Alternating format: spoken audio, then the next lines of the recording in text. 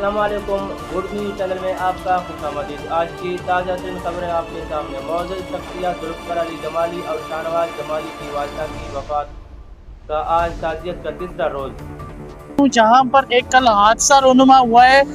इस पुल में कहते हैं कि जी आए दिन हादसा रोनुमा होते रहते हैं।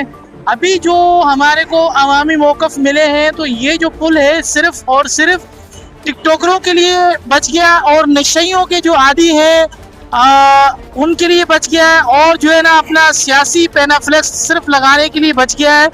तो अवामी राय का यही मकसद कहने का था, आवाम का यही कहना था कि भाई इस पुल को जो है फिलफौर ख़त्म किया जाए, या तो इस पुल की जो है मेंटेनेंस करके जो है ना इसको रिपेयर किया जाए ताकि मज़ीद जानों का जो है वो ज़िया ना हो।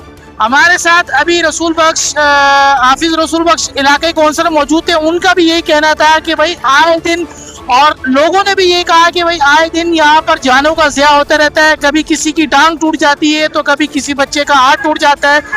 कल जो है एक जो है माँ बाप जो है अपने लगते जिगर से जो है वो जुदा हो गया है, तो उनका डीसी हब और इंतज़ामिया हब और म्यूनसिपल कॉरपोरेशन हब से यही मुतालबा था कि जी इसको फिल फौरन जो है वो यहाँ से ज़ीरो किया जाए, क्योंकि यहाँ पर जो है इसकी जो है इतनी ज़रूरत नहीं है। यहाँ पर बनिस्बत इसको मुंद्रा चौक पे लगाया जाता है या जामा मस्जिद के पास लगाया जाता है या इससे आगे थोड़ा सा शिफ्ट किया जाता, मगर इस टाइम पर जो है अवामी पैसे का इतना ज़्यादा आप देख रहे हैं कि इसको खामखा इस पुल को यहाँ पे लगाया गया है और इसका कोई अवामी फ़ायदा नज़र नहीं आता, बल्कि हाँ नुकसान तो अलबत्ता हमें नज़र आता है कि यहाँ पर जो है नुकसान इसका ये है नाज़रीन कि जो है अपना यहाँ पर जो है जानों का ज़िया होता है और जो है ना बच्चे ज़ख्मी होते हैं।